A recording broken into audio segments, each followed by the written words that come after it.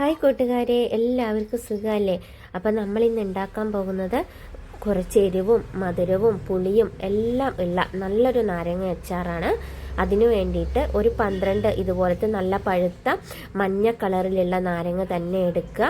അത് നമ്മൾ ഒരു 6 മിനിറ്റ് ആവിയിലൊന്ന് പുഴുങ്ങിയെടുക്കണം. 6 മിനിറ്റ് മാത്രം മതി. ഇത് പൊട്ടി വരേണ്ട കാര്യമൊന്നും ഇല്ല. അതിനുശേഷം ഈ നാരങ്ങ എല്ലാം തണിഞ്ഞതിന് ശേഷം ഇതുപോലെ ചെറിയ കഷ്ണങ്ങളായിട്ട് കട്ട് ചെയ്തെടുക്കണം. അതിൻ്റെ കൂടെ ഒരു 3 പച്ചമുളകും ഒരു 2 തുടം വെളുത്തുള്ളിയും എടുക്കുക.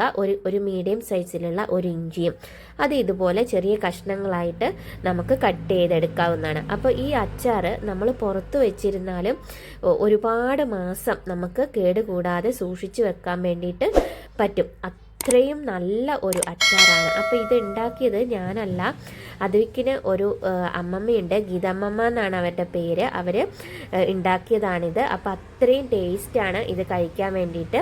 ഇതുപോലെ എല്ലാവരും ഒന്ന് ഉണ്ടാക്കി നോക്കൂ, ഉറപ്പായിട്ടും ഇഷ്ടമാകും.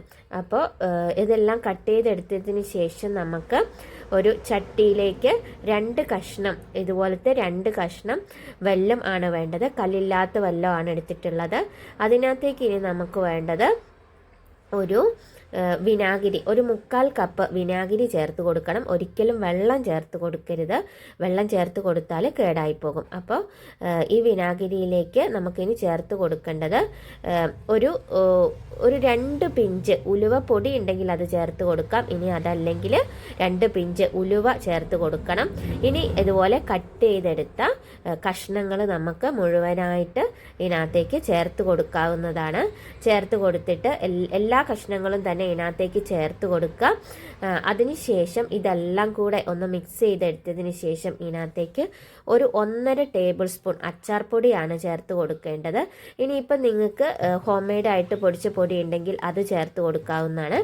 1.5 ടേബിൾ സ്പൂൺ ഇതും കൂടെ ചേർത്ത് കൊടുത്തതിന് ശേഷം നല്ല രീതിയിൽ ഒന്ന് മിക്സ് ചെയ്തെടുത്തിട്ട് ഫ്ലെയിം ഓൺ ചെയ്ത് വെക്കാവുന്നതാണ്. അതെല്ലാം കൂടെ ഒന്ന് തിളച്ച് വരട്ടെ. അപ്പോൾ പെട്ടെന്ന് തന്നെ ഉണ്ടാക്കാൻ പറ്റുന്ന ഒരു റെസിപ്പിയാണിത്. ആവശ്യത്തിനുള്ള ഉപ്പും കൂടെ ഇട്ട് കൊടുത്തിട്ട് നല്ല രീതിയിൽ ഒന്ന് തിളപ്പിച്ചെടുക്കുക. എല്ലാം കൂടെ ഒന്ന് യോജിച്ച് വരേണ്ട കാര്യം മാത്രമേ ഉള്ളൂ. അങ്ങനെ തിളച്ചെല്ലാം വന്നിട്ടുണ്ട്. നല്ല സെറ്റായി വന്നു കഴിഞ്ഞാൽ നമ്മുടെ അച്ചാർ ഇതുപോലെ റെഡിയായി കിട്ടും. അപ്പോൾ വീഡിയോ ഇഷ്ടമായാൽ ലൈക്ക് ചെയ്യാനും സബ്സ്ക്രൈബ് ചെയ്യാനും മറക്കല്ലേ കൂട്ടുകാരെ.